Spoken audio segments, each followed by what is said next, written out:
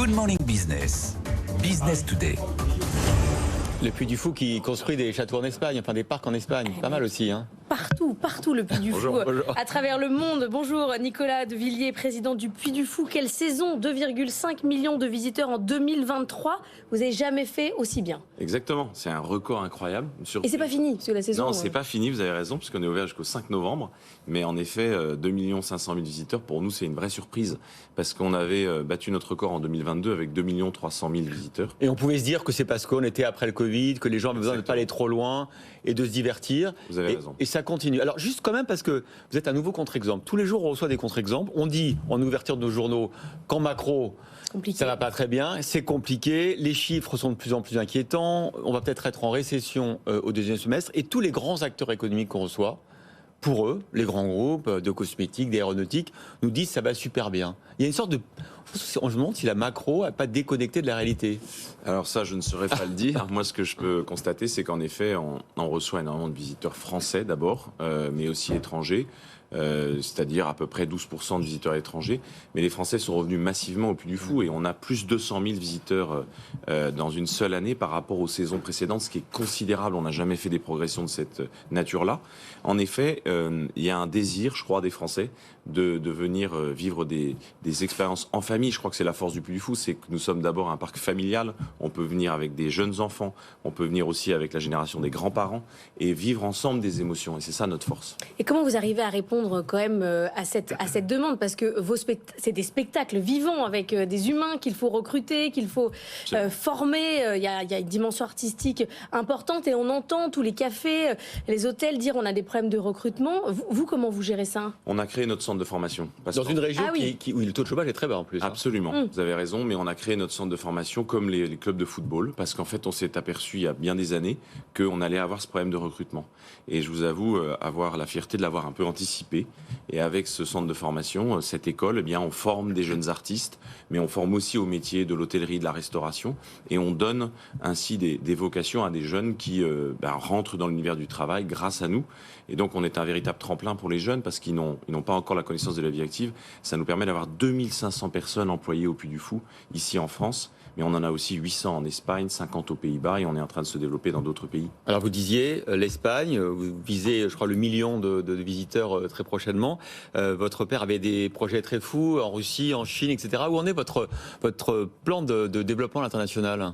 Écoutez, il est très bien engagé parce qu'en fait on avait fait le pari d'ouvrir 4 parcs, celui de France bien sûr inclus, plus 3 autres d'ici 2030. Et on a ouvert l'Espagne en 2021 malgré le Covid, comme prévu, comme promis. Et c'est un parc qui, dès la 3e année, accueille, vous l'avez dit, plus d'1 million de visiteurs, ce qui est énorme. Là aussi, c'est une très belle surprise. Les Espagnols sont vraiment très, très fans du Puy du Fou en Espagne. C'est un Puy du Fou complètement espagnol, avec des ça s'appelle comment d'ailleurs ? Puy du Fou Espagna. Ah, Puy du Fou quand même. Ouais, vous avez regardé Puy du Fou. Bon, oui, il faut faire rayonner sa marque. Quand vous avez une marque, il faut en être fier. Et puis on prépare d'autres parcs pour les années qui viennent. Alors je vous dis pas encore dans il y a quel les pays. États-Unis, non? Alors nous avons aussi un autre projet. Ça sera plus la Russie. Non, bien sûr que non. Ça fait très longtemps que ce projet n'a pas lieu et n'aura pas lieu. Mais un parc américain, oui. Mais pourquoi pas? Enfin, en tout cas, c'est un peu tôt pour le dire. Aujourd'hui, on travaille plutôt sur le territoire européen pour annoncer la création de futurs parcs en Italie 2030.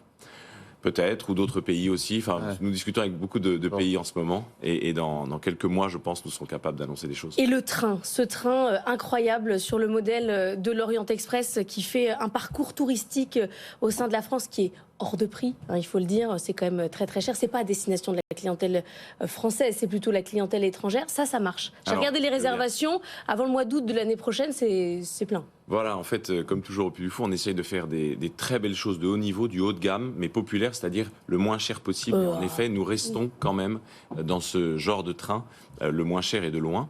Notre objectif, ça n'est pas de faire vivre une croisière ferroviaire dans ce train Belle Époque, qui va être vraiment l'âge d'or du train, un train 1900, c'est de faire vivre un spectacle, c'est-à-dire qu'on embarque les gens dans une histoire, ils partent de Paris, et puis ils vont revenir à Paris, ils vont faire 5 jours dans le train, ils vont y dormir, s'y restaurer, à une table 3 étoiles, puisque notre chef est étoilé, et on aura comme ça une histoire qui va se dérouler et qui va. Mais il n'existe pas pour l'instant. Non, il n'existe pas encore. C'est pas celui qu'on a vu dans Emily in Paris.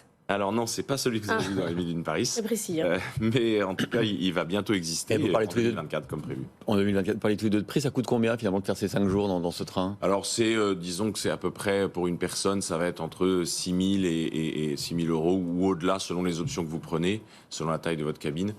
Mais sachant que vous êtes pendant 5 jours logé, nourri dans le train et que le spectacle est inclus dans cette prestation. Très bien, merci beaucoup. Vous avez l'itinéraire, il partira de Paris, il reviendra à Paris, il passera par où Alors il passera par Reims, il passera par Beaune, il passera par Avignon, par Carcassonne, enfin vraiment des hauts lieux. Et ça, français. vous avez réussi à réserver des slots sur le réseau ferré? On appelle des sillons dans le ferroviaire. Des sillons, c'est ça. Exactement. Donc en fait, nous sommes une entreprise ferroviaire et grâce à l'organisation des SNCF Réseau, eh bien nous avons pu réserver des sillons, c'est-à-dire des créneaux horaires sur le rail. Ouais. Il n'y a pas d'aigle. Il n'y a pas d'aigle. Non, mais attendez, on va l'inaugurer surtout. Non, c'est pas s'il y a des aigles. Parce que moi, j'ai eu une très mauvaise expérience avec un aigle au Puy du Fou. Et là, franchement, je ne peux pas revivre ça. Écoutez, je vous invite, vous allez voir les aigles sont beaucoup mieux éduqués maintenant. Non. Et vous allez revivre des bons souvenirs parce qu'on a d'autres spectacles. C'est vrai, sans aigle. Beaucoup sans aigles, sans animaux, comme la nouveauté cette année qui s'appelle le Mime et l'Étoile. Merci Nicolas Devilliers, président du Puy du Fou, d'avoir été notre invité ce matin.